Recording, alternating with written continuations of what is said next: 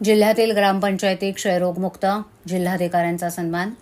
दहीहंडी गणेशोत्सव मंडप परवानग्या तात्काळ मंजूर आणि बदलापूर प्रकरणी शाळेच्या कर्मचाऱ्यांवर कारवाई करण्याची मागणी.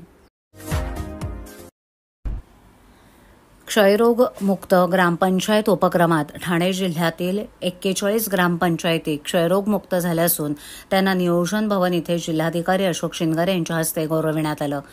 ठाणे जिल्ह्यात एकूण 431 ग्रामपंचायती आहेत. त्यातील शहापूर तालुक्यातील 13, मुरबाड तालुक्यातील 9, कल्याण तालुक्यातील 7, भिवंडी तालुक्यातील 6, अंबरनाथ तालुक्यातील 6 ग्रामपंचायतींना जिल्हाधिकाऱ्यांच्या हस्ते गौरविण्यात आलं. यावेळेला उपमुख्य कार्यकारी अधिकारी प्रमोद काळे, जिल्हा आरोग्य अधिकारी डॉक्टर गंगाधर परगे, वैद्यकीय अधिकारी डॉक्टर अलका परगे, जिल्हा क्षयरोग अधिकारी डॉक्टर गीता काकडे यांच्यासह ठाणे जिल्ह्यातील तालुका आरोग्य अधिकारी आणि कर्मचारी उपस्थित होते. यावेळेला उपस्थितांना मार्गदर्शन करताना जिल्हाधिकारी म्हणाले की ठाणे जिल्हा क्षयरोग मुक्त झाला पाहिजे असं आपणास उद्दिष्ट देण्यात आलंय. आपली सुरुवात चांगली झाली आहे, त्यामुळे आपलं कौतुक करावंसं वाटतंय. क्षयरोगाचा कलंक आपण काढून टाकण्यामध्ये यशस्वी झाला आहात. सामाजिक सुधारणा होण्यासाठी काही कालावधी जावा लागतो. आपला पल्ला खूप मोठा आहे आणि कालावधी खूप कमी. आतापर्यंत आपण उरलेले 10% टप्पा पूर्ण केला असून उर्वरित 90% टप्पा आपल्या पूर्ण करायचा आहे. क्षयरोग आपल्या गावात पुन्हा येऊ नये यासाठी दक्ष राहायला हवं. आपल्याला दिलेलं उद्दिष्ट पूर्ण करायचं आहे. पहिल्या वर्षी आपल्या महात्मा गांधी यांचा कांस्य रंगाचा पुतळा, सलग 2 वर्ष असल्यास चंदेरी रंगाचा आणि सलग 3 वर्ष असल्यास सोनेरी रंगाचा पुतळा देण्यात येणार आहे. जिल्हाधिकाऱ्यांनी ग्रामसेवक, सरपंच अशा कर्मचाऱ्यांचा कौतुक केलंय. याप्रसंगी मनोगत व्यक्त करताना उपमुख्य कार्यकारी अधिकारी प्रमोद काळे यांनी गाव क्षयमुक्त होणं गरजेचं आहे. 31 मार्च 2025 पर्यंत क्षयमुक्त गाव करायचं आहे. कमी कालावधीत सुद्धा सर्वांनी चांगलं काम केलं असं सांगून सरपंच आणि ग्रामसेवकांचे आभार मानले. दहीहंडी उत्सव आणि गणेशोत्सव यांच्यासाठी ऑनलाईन किंवा ऑफलाईन पद्धतीनं आलेले मंडप परवानगीचे अर्ज सहाय्यक आयुक्तांनी विनाविलंब मंजूर करावेत असे निर्देश ठाणे महापालिकेचे अतिरिक्त आयुक्त प्रशांत रोडे यांनी दिले. दहीहंडीच्या मंडपासाठी 51 तर गणेशोत्सवाच्या मंडपासाठी 157 अर्ज आले असून परवानगीची प्रक्रिया सुरू आहे. पालिका आयुक्त सौरभ राव यांनी गणेशोत्सव तयारीबाबत केलेल्या सूचनांनुसार करण्यात आलेल्या कार्यवाहीचा आढावा अतिरिक्त आयुक्त रोडे यांनी घेतला. या बैठकीला उपायुक्त मनीष जोशी, जीजी गोदेपुरे, सहाय्यक आयुक्त, मुख्य पर्यावरण अधिकारी मनीषा प्रधान इत्यादी वरिष्ठ अधिकारी उपस्थित होते. मंडळाकडून परवानगीसाठी आलेले अर्ज सार्वजनिक बांधकाम विभाग, पोलीस वाहतूक पोलीस, अग्निशमन दल यांच्याकडील आवश्यक परवानगी ना हरकत दाखला घेऊन प्रभाग समिती स्तरावर तात्काळ मार्गी लावावेत. किती परवानगी देण्यात आली आहे, त्यात काही विलंब होत नाहीये ना, याचा सहाय्यक आयुक्त आणि परिमंडळ आयुक्तांनी दैनंदिन स्वरूपात आढावा घ्यावा असं अतिरिक्त आयुक्त रोडे यांनी सांगितलं. विसर्जन घाट आणि परिसर, तेथील व्यवस्था याचीही माहिती या बैठकीत देण्यात आली. मंडळांनीही आवश्यक त्या सर्व परवानग्या वेळेत घ्याव्यात. त्यापैकी मंडप परवानगी ही मंडळाच्या दर्शनी भागात लावावी. तसंच वाहतुकीला कोणताही अडथळा होणार नाही याची दक्षता घेण्यात यावी. पर्यावरणपूरक गणेशोत्सव साजरा करण्यासाठी पालिका प्रयत्नशील असून त्याला मंडळांनी सक्रिय साथ द्यावी असं आवाहन अतिरिक्त आयुक्त प्रशांत रोडे यांनी केलं.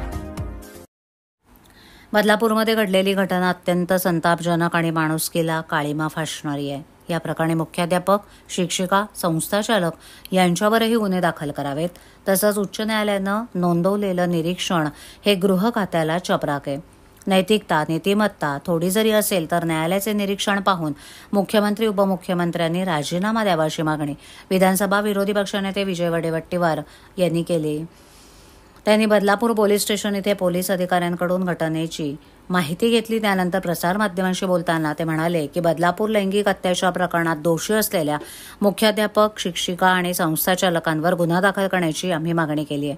शाळेत असं काही होऊ शकत नाही. ही घटना शाळा बाहेर झाली असेल किंवा सायकल चालवताना घडलं असेल असं शाळेच्या मुख्याध्यापिका आणि शिक्षिकेनं पीडित मुलीच्या पालकांना सांगितलं. या प्रकरणी पोलिसांकडे जाऊ नका असाही दबाव त्यांच्यावर टाकण्यात आला होता. या संस्थेचे पुरावे नष्ट केले असल्याचं वडेवट्टीवार म्हणाले. तसंच सीसीटीव्ही फुटेज कुठे आहेत असा सवालही त्यांनी उपस्थित केला. त्यामुळे गुन्हा लपवणारे देखील गुन्हेगार आहेत, त्यांच्यावर कारवाई झालीच पाहिजे अशी मागणी त्यांनी केली. पुढे बोलताना वडेवट्टीवार म्हणाले की उज्ज्वल निकम हे फुल टाईम भाजपा कार्यकर्ता आणि पार्ट टाईम वकील आहेत. ते भाजपाची बाजू मांडतील की सत्तेची बाजू मांडतील असा प्रश्न पडतो. त्यामुळे या प्रकरणी आरोपीला वाचवायचा प्रयत्न केला तर आम्ही सोडणार नाही असा इशाराही त्यांनी दिलाय. तसंच उच्च न्यायालयानं नोंदवलेलं निरीक्षण हे गृह खात्याला चपराक आहे. बदलापूरमध्ये झालेल्या अत्यंत दुर्दैवी अशा घटनेसंदर्भात आज आम्ही पोलीस स्टेशनमध्ये ॲडिशनल सीपी आणि सीपीच्या बरोबर चर्चा केली। खरं तर आम्ही मागणी केली आहे त्यांच्याकडे की त्वरित संस्था चालकावर, मुख्याध्यापकावर आणि शिक्षिकेवर गुन्हे दाखल झाले पाहिजे। तो मध्ये स्पष्ट तरतूद आहे की आरोपीला वाचवण्याचं काम किंवा आरोपीवर कारवाई करताना दिरंगाई करत असतील तर त्याच्यावर त्वरित कारवाई व्हावी। संस्था चालकांना सांगितल्यानंतर पालकांनी संस्था चालकांचा दबाव पोलीस स्टेशनच्या अधिकाऱ्यावर आला। 15 तारखेला इथे मुख्यमंत्री येणार होते आणि मुख्यमंत्री येत आहेत, त्यामुळे बदलापुरामध्ये ही घटना लोकांपर्यंत जाऊ नये अशा प्रकारचा प्रयत्न या ठिकाणी करण्यात आला।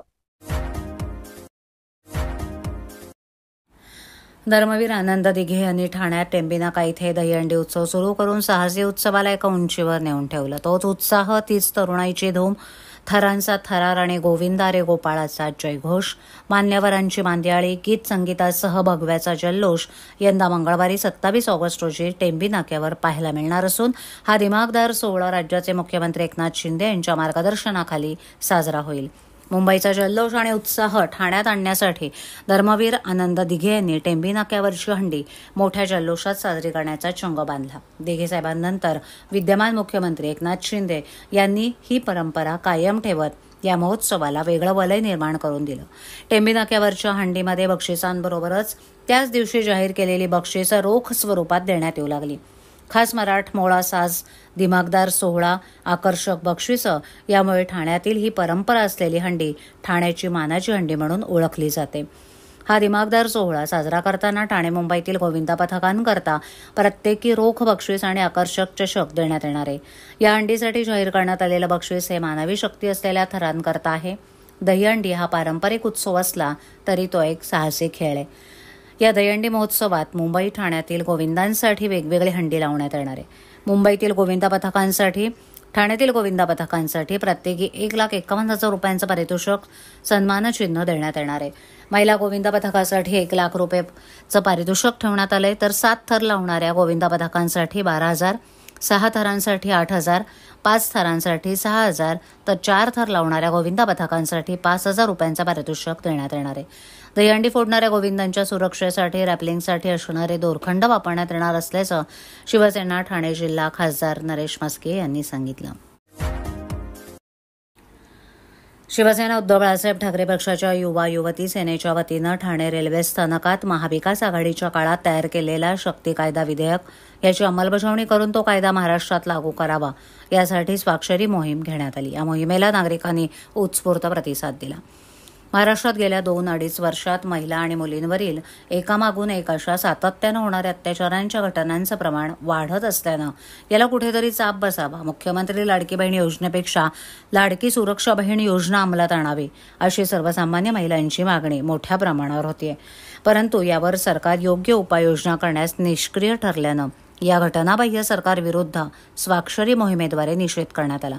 या स्वाक्षरी मोहिमेला संपर्क प्रमुख नरेश मणेरा, जिल्हा प्रमुख केदार दिघे, महाराष्ट्र राज्य युवती सेनेच्या कार्यकारिणी सदस्य धनश्री विचारे, सहसचिव रोशनी शिंदे, विभाग प्रमुख प्रकाश पायरे, राजेंद्र महाडेक, संजय कुलकर्णी, अपर्णा भोईर, रसिका सुभेदार, वीणा डेवाडे इत्यादी कार्यकर्ते आणि पदाधिकारी मोठ्या संख्येनं उपस्थित।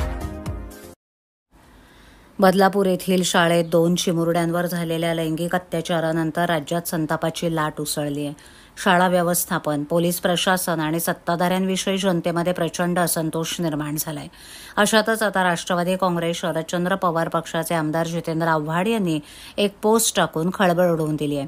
बदलापूरचं प्रकरण बाहेर येऊ नये यासाठी एका महिला पोलिसानं शाळा व्यवस्थापनाबरोबर गुप्त बैठक घेतल्याचं त्यांनी पोस्टमध्ये म्हटलंय। आपल्या या पोस्टमध्ये आव्हाड म्हणतात की महिला पोलिसांनं गुप्त बैठक घेतल्याचा आरोप केलाय। बदलापूरचं प्रकरण बाहेर येऊ नये यासाठी एका महिला पोलिसानं शाळा व्यवस्थापनाबरोबर गुप्त बैठक घेतल्याचा आरोप त्यांनी केला। बदलापूरचं प्रकरण दडपण्याचा प्रयत्न झाल्याचं पीडित मुलीच्या पालकांनी म्हटलंय। आता ही महिला पोलीस अधिकारी कोण हे मात्र अद्याप समजू शकलेलं नाही। या आरोपानंतर पोलीस प्रशासन आणि शाळा व्यवस्थापनाच्या कारभारावर आणखी प्रश्नचिन्ह उपस्थित झालंय।